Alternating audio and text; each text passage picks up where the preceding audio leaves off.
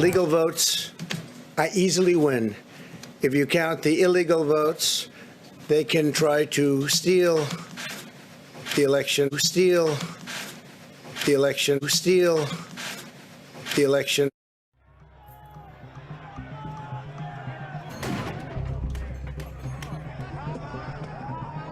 What did you do to stop the insurrection, as some people call it, and why were you not able to stop it? So that whole event, unfortunate event,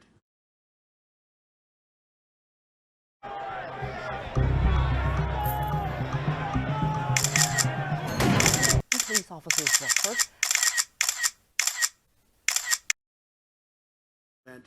Just went through Congress and a report was issued and my name wasn't even mentioned. And I appreciate that. I was surprised, frankly, because I would have assumed that they would have come up with their typically biased, at least on the Democrat side, statement.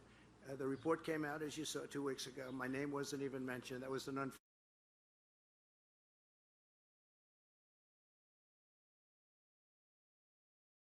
that whole event, unfortunate event, I say, though, however, people are being treated unbelievably unfairly.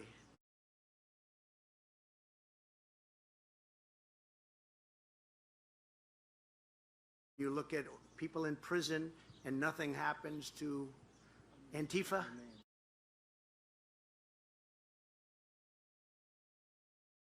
And they burned down cities and killed people.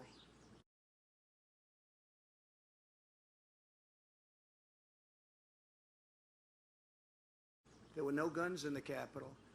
There were no guns in the Capitol. There were no guns in the Capitol.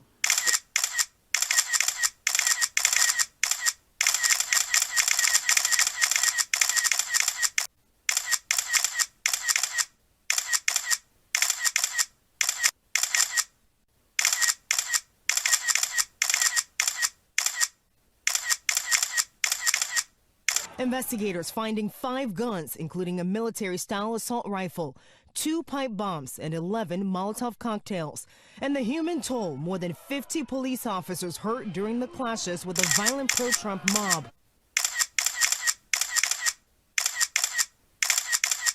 You're saying he heard at least 3 different rioters at the Capitol say they hope to find Vice President Mike Pence and execute him by hanging him from a Capitol Hill tree as a traitor.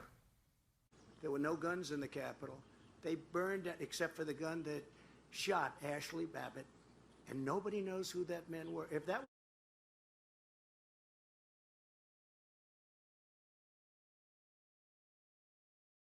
were the opposite way, that man would be all over. He would be the most well-known, and I believe, I can say man, because I believe I know exactly who it is, but he would be the most well-known person in this country, in the world. Boom, right through the head, just boom, boom, right through the head, just boom. Ashley Babbitt.